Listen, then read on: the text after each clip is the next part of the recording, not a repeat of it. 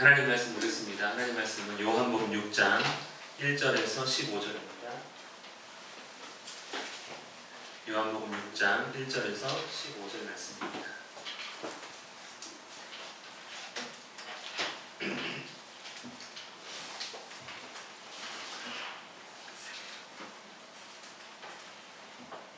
요한복음 6장 1절부터 15절 말씀, 신약성경 151쪽에 있습니다.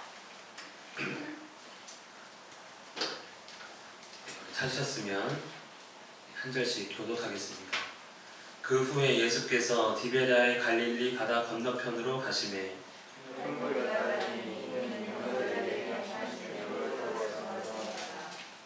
예수께서 산에 오르사 제자들과 함께 거기 앉으시니 예수께서 눈을 들어 큰 무리가 자기에게로 오시는 것을 보시고 빌립에게 이르시되 우리가 어디서 떡을 사서 이 사람들을 먹이겠느냐 하시니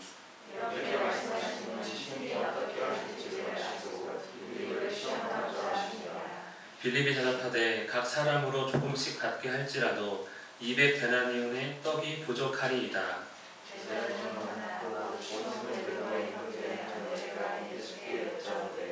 여기 한 아이가 있어 보리떡 5개와 물고기 2마리를 가지고 있나이다. 그러나 그것이 이 많은 사람에게 얼마나 되겠사옵나이까?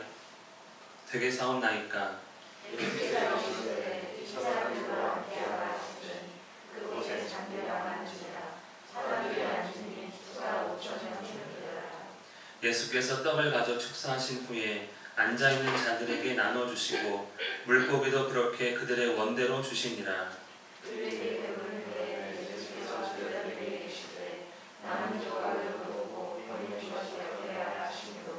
이에 거두니 보리떡 5개로 먹고 남은 조각이 12바구니에 찼더라.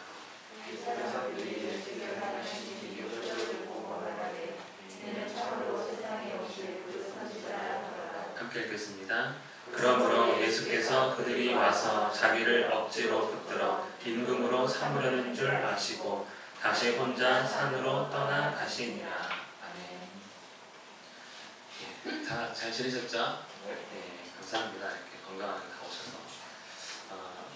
우리 이 말 한 번씩 하는데, 살기 위해 먹는가, 먹기 위해 사는가, 이런 고민 하시죠? 제일 많은 고민이 이따 뭐 먹지? 아마 여기 앉으셔가지고 우리 어머니들은 점심을 뭐 먹여야 되나 이런 생각 하실 수도 있고, 점심 먹으면서 저녁 뭐 먹지? 저녁 먹으면 아침 뭐 먹지? 이렇게 살기 위해 먹는지 먹기 위해 사는지 구분이 안 갈 정도로 먹는 것은 항상 중요합니다. 이 먹는 문제는 다른 출세하는 문제와는 전혀 다른 문제죠. 왜냐하면 출세는 안 해도 살고 해도 살지만 이 먹는 것은 안 먹으면 죽기 때문에 큰 위험을 초래하기 때문에 항상 우리에게 고민거리가 됩니다. 그런데 없어서 못 먹는 시대는 아니니까 우리는 이제 무엇을 먹을까 고민을 하게 되는 거죠. 왜냐하면 잘 먹는 것이 곧 잘 사는 것이라고 생각을 하니까 잘 먹고 싶은 거죠. 잘 먹고 싶은. 그래서 이 먹는 문제만 해결이 되면 참으로 좋을 것 같습니다. 우리가 일을 하는 이유, 사실 뭐 이것 때문에 그런 것 아닙니까? 그렇죠? 예. 만약에 먹는 문제가 해결되면 진짜 현실적인 구원입니다. 우리 회사 안 다녀도 되죠. 우리 이철호 집사님 기능장 안 따도 되는 거죠. 먹는 문제 해결됐으면 우리 마음껏 그것을 누리면서 이제 내가 하고 싶은 것 살아가는 건데, 이것이 확실하게 해결된다고 생각을 안 하니까 우리는 날마다 어떻게 더 안전하게 해결할 수 있는가에 대한 고민을 하고, 결국 우리가 출세나 어떤 성공을 원하는 것은 이것이 해결되기를, 완전히 해결되기를 바라는 마음일 것입니다. 그렇기 때문에 이 먹는 문제를 해결하는 것은 현실적인 구원이 됩니다. 그렇죠? 예. 아닙니까? 다 해결하셨나요? 예. 우리는 며칠 분은 해결했잖아요. 냉장고에 가득가득 돼 있지 않습니까? 농담으로 이런 얘기 하는데, 전쟁 나면 저희는 우리 처갓집으로 가면 된다고 많이 제공하셨거든요. 2분 사시는데 냉장고 한 3개 되면은 괜찮은 거 아닙니까? 그래서 제가 갈 때마다 이걸 다 언제 먹는지 항상 바라봅니다. 예수님께서 그 후에 갈릴리 가다 건너편으로 가셨다라고 말씀합니다. 그 후는 논쟁 이후죠. 논쟁. 어떤 논쟁이었습니까? 안식일에 38년 된 병자를 고친 것은 좋았는데 그로 인해 논쟁이 생깁니다. 안식일에 너 왜 일하냐 이거죠. 고친 것보다 법을 어겼다는 것에 대해서 사람들이 이제 화를 냅니다. 그래서 예수님께서 하신 말씀이 아버지께서 일하시니 나도 일했다. 하나님께서 생명의 일을 하시기 때문에 나도 아픈 자를 살렸다. 이렇게 얘기하시는 거죠. 그 말씀 한마디에 자신을 하나님과 동등됨으로 삼아서 괘씸하고 또 거기에 대놓고 예수님께서 기름을 붓습니다. 나는 하나님의 아들이다. 아버지가 일하시니 나도 일한다 했거든요. 그래서 아들임을 얘기합니다. 여전히 논쟁 중인 이야기로서 끝이 나고 예수님은 이제 예루살렘에서 갈릴리로 올라오셨습니다. 우리 2절 함께 한번 읽겠습니다. 시작.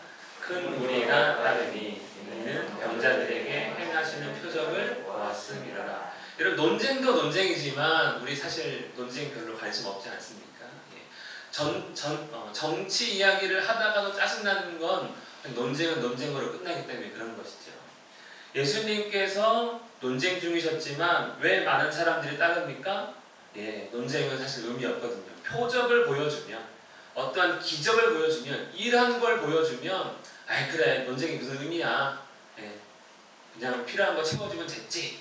뭐 이런 마음일 것 같습니다. 그러니 표적을 행하셨습니다. 특별히 병자들에게 행하시는 표적 무엇이 있겠습니까? 다 치료하는 일인 것이죠. 그래서 아픈 자를 고쳐준다면 얼마나 많은 무리가 따르겠습니까? 예전에 어떤 목사님 이렇게 얘기하시더라고요. 교회 부흥하는 방법 간단합니다 그러더라고요. 사람들이 쳐다볼 거 아닙니까? 궁금하니까 왜지 그랬더니 치유의 은사가 나타나면 끝입니다 이러더라고요.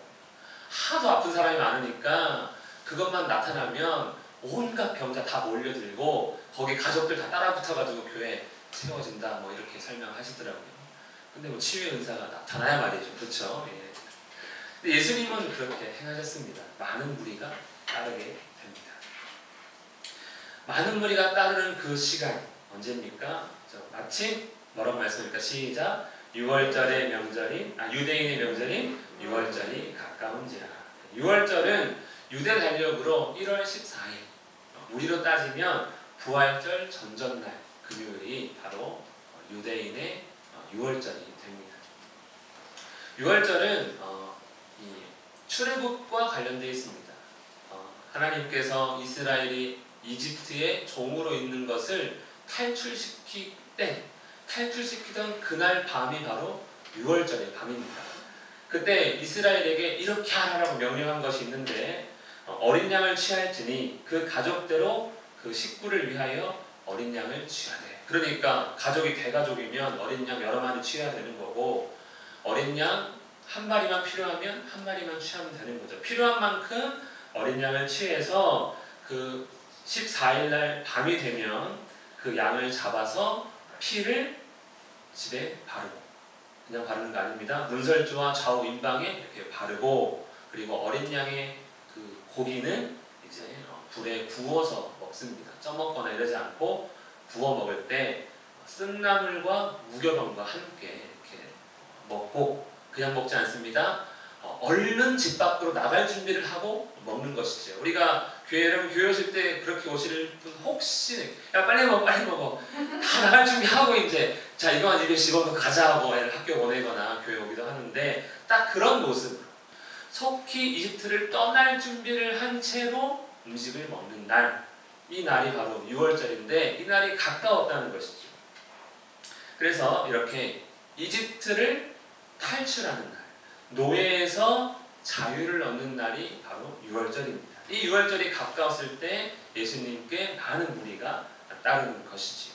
그런데 이 6월절의 핵심은 뭐냐면 이집트 아래에 있던 이스라엘이 이제 하나님 아래로 들어가는 것입니다. 6월절의 핵심은 이거죠. 어린 양을 잡아서 어린 양이 핵심입니다. 어린 양으로 인한 구원입니다. 이스라엘이 할 수 있는 건 아무것도 없습니다. 군대를 조직해서 이집트와 싸우는 것이 아니라 어린 양을 잡아서 그 피는 바르고 고기를 구워 먹으면 됩니다. 그러면 이집트 노예에서 자유를 얻게 되는 것, 이것이 바로 유월절입니다. 유월절에 가까웠습니다. 예수님 어떤 마음입니까? 이들을 먹이고 싶은 것이지. 우리가 알고 있는 오늘 말씀, 이 오병이어는 그래서 어린 양이신 예수님과 관련되어 있구나 라고 생각할 수 있는 말씀이 바로 유월절과 가까운지라입니다. 마태복음, 마가복음, 누가복음에도 이 오병이어의 기적이 있지만 유월절과 가깝다는 표현은 없고, 이 요한복음에서는 바로 이 오병이어가 유월절과 관련돼서 일어난 기적임을 말씀합니다. 5절과 6절 말씀을 함께 읽겠습니다. 시작. 예수께서 눈을 들어 큰 무리가 자기에게로 오는 것을 보시고 빌립에게 이르시되 우리가 어디서 찾아서 사람들을 먹이겠느냐 하시니 이렇게 말씀하시면 주신이 어떻게 하실지를 아시고 빌립을 시험하고자 하심이라. 아멘. 예수님은 자기에게 다가오시는 무리를 먹이고자 합니다. 마치 유월절에 식사를 미리 준비해서 열흘날 준비해서 나흘날에 먹이는 것처럼 예수님은 이 무리들을 먹이고자 하시는데, 문제는 너무나 많은 사람이라는 것이죠.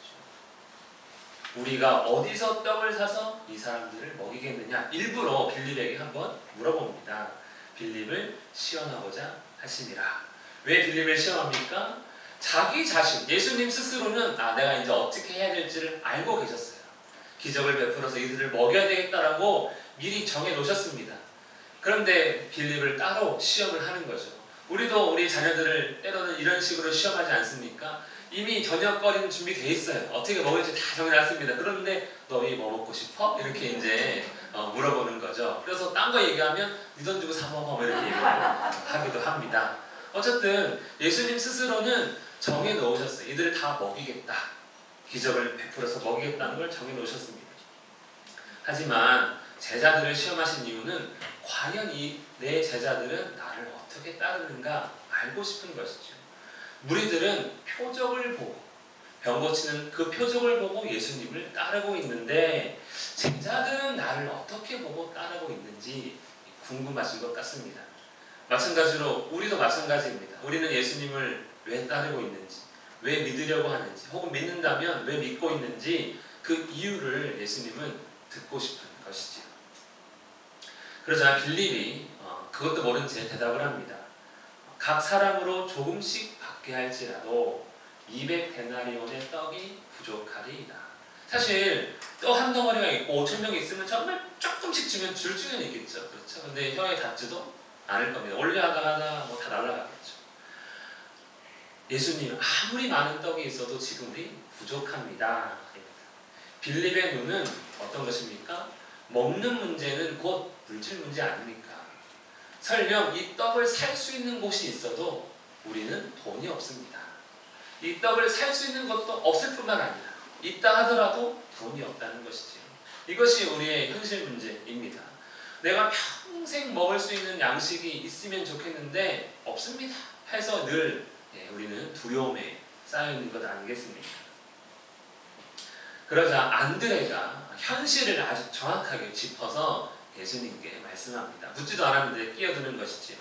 여기 한 아이가 있어 보리떡 5개와 물고기 2마리를 가지고 있나이다.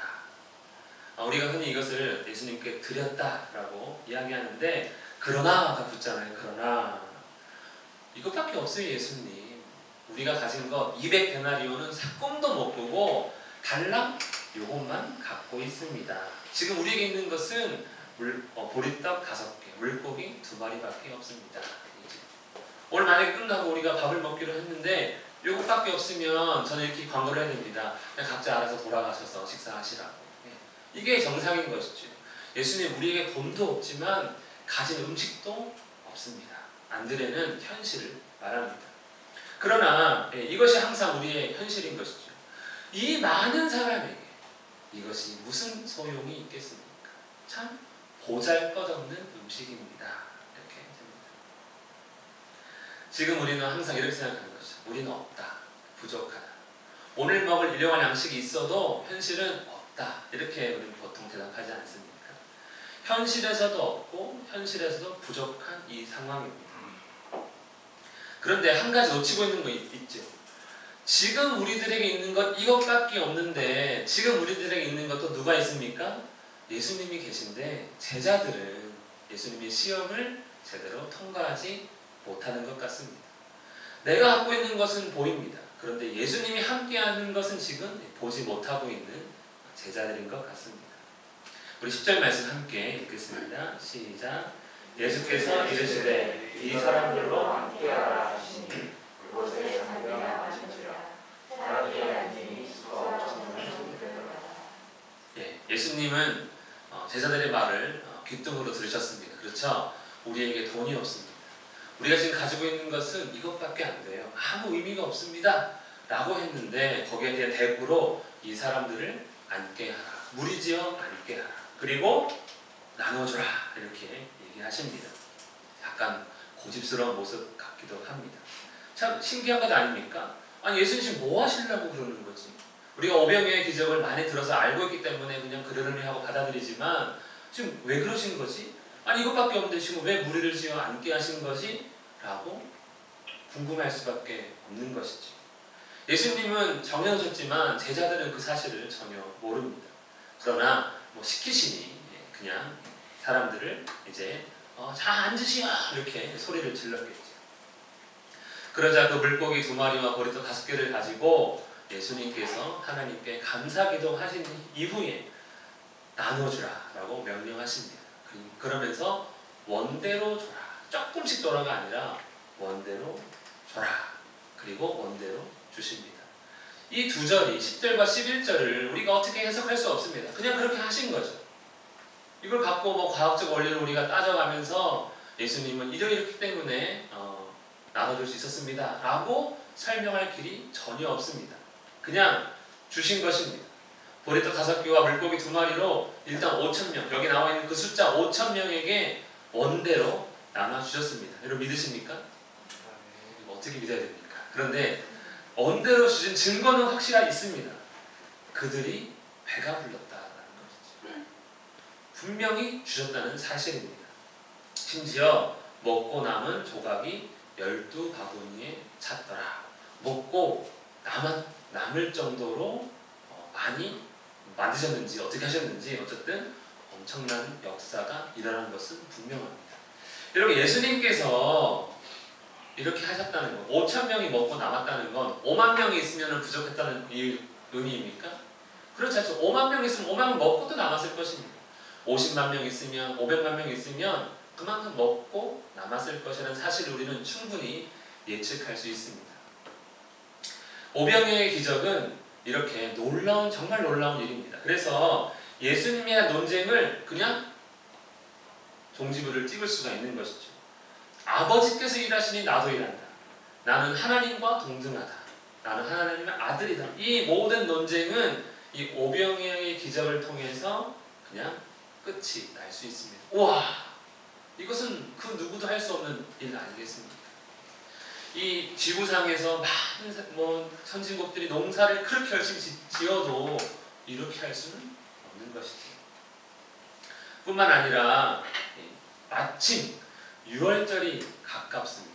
그리고 6월절에는 각 필요한 만큼 어린 양을 취해야 하는데 어떻습니까? 우리 예수님 자신을 취해도 부족함이 없다는 것이죠. 5,000명에게 먹이셔도 부족함이 없는 그러한 예수님. 그리고 6월절에 노예에서 자유를 위한 그러한 어린 양이 바로 나다. 먹는 문제에서 우리가 사는 문제에서 자유를 얻을 수 있는 유일한 존재는 나밖에 없음을 예수님께서 말씀하고 있습니다. 그리고 부족하지 않다는 것이죠. 5,000명을 다 먹이고도 남을 수 있는 예수님 한 분으로 충분한 그것이 바로 우리 예수님의 오병이어의 기적입니다. 우리 예수님이 계시지만 날마다 늘 뭔가 부족하다는 듯이 예수님도 찾고 이것도 찾고 저것도 찾는데 그렇지 않다는 것이죠. 나만 있으면 구원이 필요한 모든 사람은 다 만족을 누릴 수 있음을 예수님께서 떡을 남을 정도로 주심으로써 우리는 예수님의 충분함을, 그 충만함을 볼 수가 있습니다. 우리 함께 읽겠습니다. 시작. 나는 하늘에서 내려온 살아있는 떡이니 사람이 이 떡을 먹으면 영생하리라. 내가 줄 떡은 곧 세상의 생명을 위한 내 살이니라 하시니라. 아멘. 예수님은 오병이어의 기적을 통해 주고 싶은 게 뭐냐면 자기 자신이라는 것이죠. 이러자 사람들 반응이 당연히 폭발적일 겁니다. 우와! 왜 그렇습니까? 먹는 문제가 해결됐잖아요. 예수님을 내가 따르기만 하면, 예수님이 우리의 왕 되시기만 하면 아싸 우리 놀고 먹겠다 이렇게 할 수 있는 것 아니겠습니까? 내일부터 출근 안 하고 그냥 사직서 쓸 수 있는 것이죠. 아이고 나 이제 일 안 해. 할 수 있습니다. 예수님만 우리의 임금이 되셔서 끊임없이 우리에게 공급해 주신다면. 이스라엘 사람들도 예수님이 놀라운 역사를 보고 반응했습니다. 와, 그 선지자다. 모세가 얘기했던 나와 같은 선지자 하나. 모세는 어떤 인물입니까? 출애굽시킨 인물이에요. 나와 같은 선지자를 보내주겠다. 자유를 줄 선지자 하나. 마침 6월절이 가까우니 와, 우리 예수님은 진짜 모세와 같은 선지자겠다 라고 이스라엘 사람들은 예수님을 바라봤습니다. 그러면 정말 정확하게 예수님을 보게 된 건가? 우리 요한복음에서 제일 많이 들은 말 뭡니까? 보라, 보라 아닙니까? 예수님을 보라. 근데 그냥 보는 게 아니라 바르게 보라 이건데 바르게 보았습니까? 우리 마지막 먹는 문제를 해결하는 것, 이거 굉장히 중요합니다. 해결했습니다. 누구나 봐도 와 이거 됐다 라고 하겠죠. 정말 현실적인 구원이 이루어졌습니다. 그런데 우리가 기억해야 될 게 있습니다.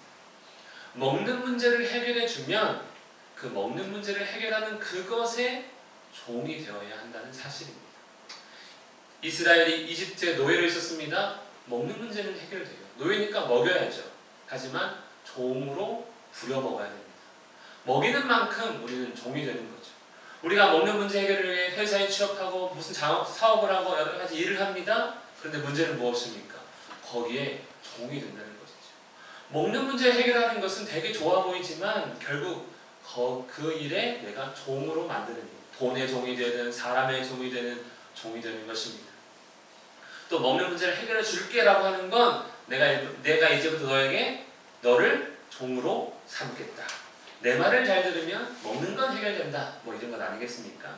그러니 실제로 먹는 문제를 우리가 해결하는 것은 현실적으로 구원 같지만 실제적으로는 종이 되는 것. 종을 삼든 종이 되든 종의 문제인 것입니다. 예수님은 이스라엘 사람들이 자기의 종이 되고자 한다는 걸 아셨습니다. 임금으로 삼으려는 줄 아시고 내가 당신을 기꺼이 종이 되겠사오니 나를 좀 먹여주십시오 라고 예수님은 받아들이셨기 때문에 어떻게 하십니까? 떠나가신 것이죠. 그들은 표적을 보았습니다. 그래서 예수님의 종이 되고자 결단한 것입니다. 하지만 예수님은 그걸 원하신 분이 아니세요.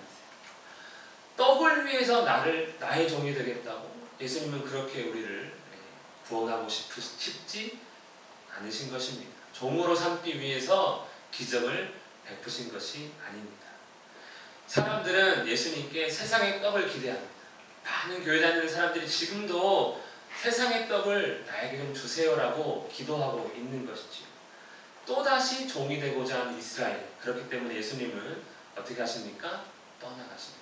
나는 너희를 그렇게 삼고 싶지 않다 이거죠. 생명의 떡이신 예수, 세상의 떡이 아니라 생명의 떡이신 예수님이기 때문입니다. 종으로 삼기 위함이 아니라 자유를 주기 위한 하나님의 어린 양, 이것이 진짜 유월절의 의미이기 때문에 그런 것입니다. 오병이어의 기적을 보면 우리에게도 부족함 없이 채워주십시오 라고 기도할지 모르겠습니다. 하지만 오병이어의 기적은 세상의 떡을 위한 예수님이 아닙니다. 우리를 종으로 삼기 위해서 그런 놀라운 일을 베푸신 것이 아닙니다. 물론 해결되면 좋겠지요. 그러나 예수님의 마음은 그렇지 않습니다. 예수님은 하나님의 아들로서 우리에게 자유를 주고 싶어 하십니다. 예수님은 유월절의 어린 양으로서 우리를 종에서 구원해내고 싶어 하시는 것이지요. 그렇기 때문에 우리를 종 삼고 싶어 하시지 않습니다. 우리 함께 말씀 읽겠습니다. 시작. 인자가 온 것은 섬김을 받으려 함이 아니라 도리어 섬기려 하고 자기 목숨을 많은 사람의 대속물로 주려 함이니라. 아멘. 또 함께 읽겠습니다. 시작. 내 살은 참된 양식이요 내 피는 참된 음료로다. 내 살을 먹고 내 피를 마시는 자는 내 안에 거하고 나도 그의 안에 거하나니 살아계신 아버지께서 나를 보내심에 내가 아버지로 말미암아 사는 것 같이 나를 먹는 그 사람도 나로 말미암아 살리라. 우리 예수님은 우리에게 자유와 생명을 주시고자 하는 것입니다. 우리가 오병이어를 예수님께 바치면 그걸로 많은 사람을 먹이겠다. 그럼 바치는 그 사람은 항상 종이 되어야 할 뿐입니다. 예수님이 원하시는 건 우리에게 바쳐서 종으로 뭔가 늘 바치는 그런 모습을 원하시는 것이 아니라 자유롭게 너 하고 싶은 거 해. 이걸 원하시는 분. 그러면서 영원히 너는 복을 누릴 수 있는 그 생명을 우리에게 주시고자 하시는 분입니다. 그러므로 오병이어의 기적은 무엇을 가리킵니까? 예수님만이 우리의 참 자유와 참된 생명임을 예수님께서 보여주시고 그것을 보라 라고 하는 것입니다. 우리는 예수님을 어떻게 보고 있습니까? 나의 떡, 나의 육체의 떡을 위해서 예수님을 보고 있는지, 아니면 나에게 참 자유와 생명을 주시기 위한 그 예수님을 먼저 바라보고 있는지 우리 자신을 돌이켜보며 시간 함께 기도하길 원합니다. 기도하실 때 말씀을 기억하며 하나님 정말 내가 예수님을 온전히 바라볼 수 있게 도와달라고, 자유와 생명의 주님을 바라보며 나의 떡을 위해서가 아니라 우리에게 주시고자 하신 그 자유와 생명의 주인 되시는 그 왕 되신 주님을 온전히 바라볼 수 있게 달라고 함께 기도하겠습니다. 살아계신 하나님 아버지 감사합니다. 우리의 삶에 연약함과 부족함을 주께서 아십니다. 우리는 날마다 세상의 떡을 위해 살고 있는데 주여 우리가 예수님을 위해 살 수 있게 도와주시옵소서. 예수님을 바라볼 수 있게 도와주시옵소서.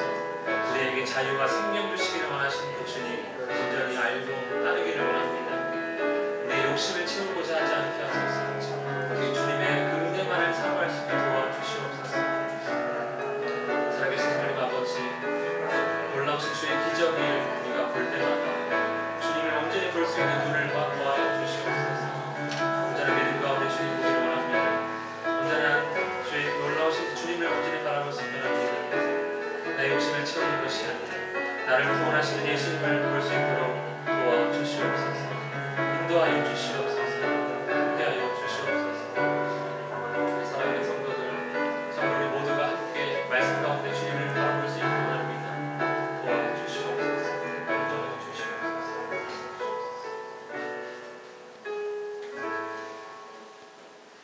살아계신 하나님 아버지, 우리의 욕심을 채우기 위해 우리의 필요를 채우기 위해 예수님을 보지 않게 하옵소서.